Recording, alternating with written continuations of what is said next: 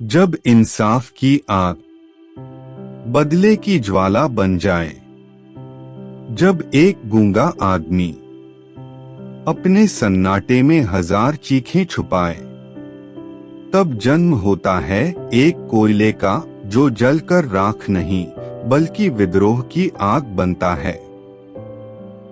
ये कहानी है शंकर की, जिसके शरीर पर जुल्म की दास्तां लिखी गई, मधु की, जिसने अपने ही महल में कैद जिंदगी जी, और बलदेव की, जिसकी क्रूरता ने एक मौन तूफान खड़ा कर दिया।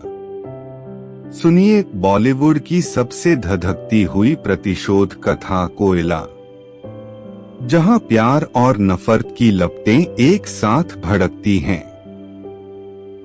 चलिए शुरू करते हैं उस घने जंगल से, जहां आदिवासियों का गांव बलदेव के खौफ के साये में जी रहा था।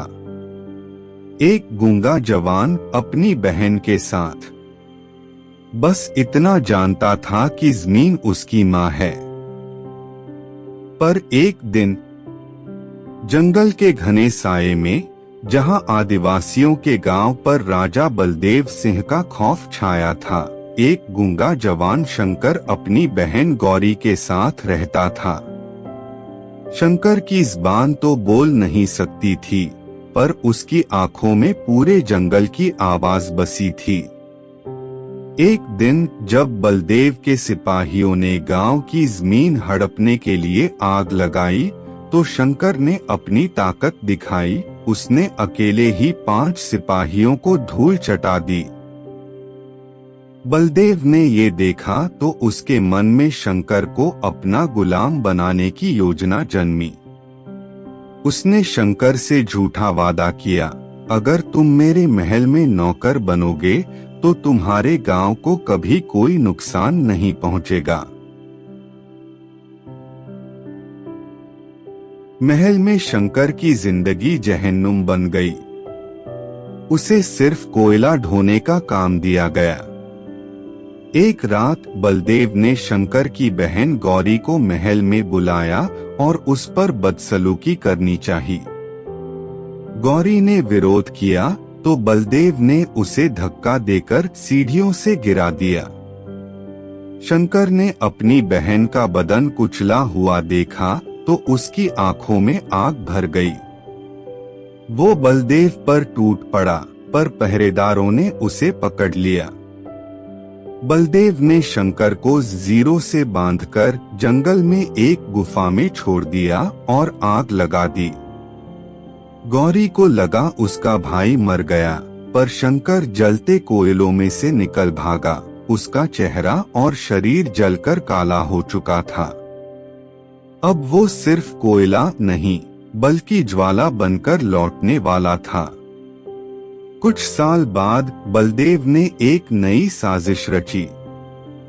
उसने अपने मरते भाई की बेटी मधु से शादी की, सिर्फ उसकी जायदाद हड़पने के लिए। मधु एक खिले फूल की तरह थी, जिसे बलदेव की क्रूरता का अंदाजा नहीं था।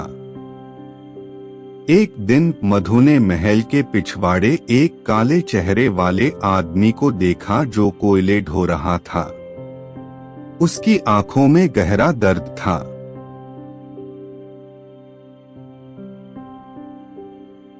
मधु ने उसके लिए रोटी रखी। तुम्हारा नाम क्या है? शंकर ने जमीन पर लकड़ी से लिखा, कोयला। मधु ने पूछा, तुम यहाँ क्यों काम करते हो? शंकर ने बलदेव की तरफ इशारा किया और अपनी गर्दन पर हाथ फेरा, मतलब वो मुझे मारना चाहता है। धीरे धीरे मधु और कोयले में दोस्ती हो गई।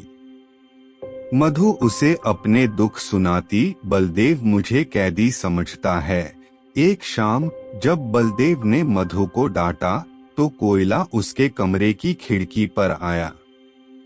मधु ने उसे अपना दर्द बताया, मैं यहाँ से भागना चाहती हूँ। कोयला ने उसकी हथेली पर लिखा, मैं तुम्हें बचाऊंगा। उस रात से मधु को लगने लगा कि इस जलते हुए इंसान के पास उसकी जिंदगी का सहारा है।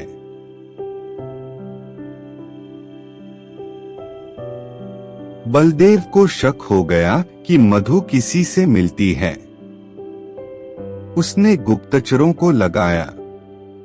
एक रात जब कोयला मधु से मिलने आया तो बलदेव ने उसे पकड़वा दिया। उसने कोयले को अंधेरी कोठरी में डालकर उस पर कोड़े बरसाए। हर कोड़े के साथ बलदेव चिल्लाया, तू कौन है? शंकर ने जमीन पर खून से लिखा, तू मुझे पहचानता नहीं। मैं वो हूँ जिसे तूने आग में जलाया था। बलदेव की सांसें थम गईं।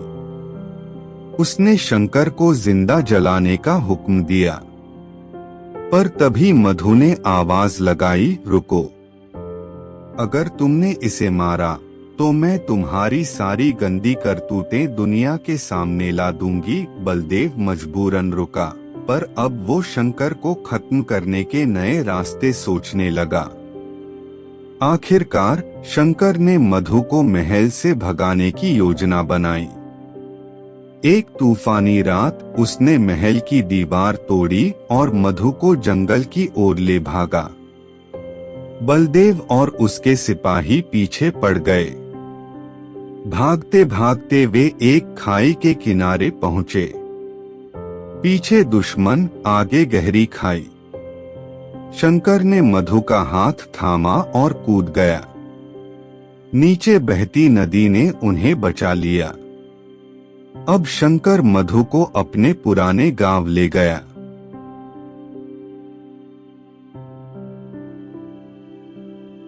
यहाँ उसे पता चला कि बलदेव ने गौरी को जिंदा जला दिया है। शंकर का गुस्सा ज्वालामुखी बन गया। उसने मधु से कहा, तुम सुरक्षित रहो, मैं बलदेव से उसके हर जुर्म का हिसाब लेने जा रहा हूँ। मधु ने उसे रोका, तुम अकेले नहीं जाओगे, मैं तुम्हारे साथ हूँ। दोनों ने गांव वालों को इकट्ठा किया और महल पर हमला बोल दिया। महल में भीषण लड़ाई हुई। शंकर ने बलदेव के सिपाहियों को ढेर कर दिया। आखिरकार वो बलदेव के सामने खड़ा था। बलदेव हंसा, तू मुझे मार नहीं सकता क्योंकि तू एक गूंगा गुलाम है। शंकर ने उसे कोयले से भरी टोकरी की ओर धकेला। तभी एक लालटेन गिरी और सारा कोयला भड़क उठा। बलदेव आग में जलने लगा। शंकर खड़ा देखता रहा, वही दृश्य जो सालों पहले उसके साथ हुआ था। बलदेव की चीखें गूंजती रहीं, मुझे बचाओ, पर शंकर ने उसी तरह मुड़कर देखा जैसे बलदेव ने तब किया था। अंत में बलदेव जलकर राख हो गया। शंकर का बदला पूरा हुआ। मधु ने शंकर का हाथ थामा, अब तुम्हारे दर्द का अंत हुआ। शंकर की आंखों में आंसू थे। उसने जमीन पर लिखा, मेरी जिंदगी अब तुम्हारे साथ शुरू होती है। दोनों जंगल की ओर चल पड़े, जहां आजादी और प्यार का सूरज उनका इंतजार कर रहा था। और इस तरह एक गूंगे मजदूर ने अपने जलते हुए अतीत की राख से नई जिंदगी की शुरुआत की। कोयला जलकर खत्म होता है, पर शंकर की मोहब्बत और बदले की आग ने उसे अमर कर दिया। जैसा फिल्म का गीत कहता है, जिंदगी हसीन है, दर्द भी पास है, पर प्यार सबसे खास है। और इस तरह बलदेव की करतूतें उसी कोयले में जलकर खत्म हुई जिसे उसने शंकर की जिंदगी बनाया था। शंकर ने साबित किया, जुल्म की आग कभी बुझती नहीं। वो तो बदले की ज्वाला बनकर सत्ता को ही भस्म कर देती है। अगर आपको ये धधकती कहानी पसंद आई तो सिनेमा वर्स एडिट्स को तुरंत सब्सक्राइब करें। नोटिफिकेशन बेल दबाना न भूलें, क्योंकि यहाँ हर हफ्ते आपके लिए ऐसी ही ज्वलंत फिल्मी कहानियाँ लाई जाती हैं। अगली कहानी तक के लिए याद रखिए, अंधेरा चाहे कितना भी गहरा हो, एक चिंगारी काफी है सूरज जलाने के लिए। फिर मिलेंगे एक नई दास्तां के साथ। नमस्ते।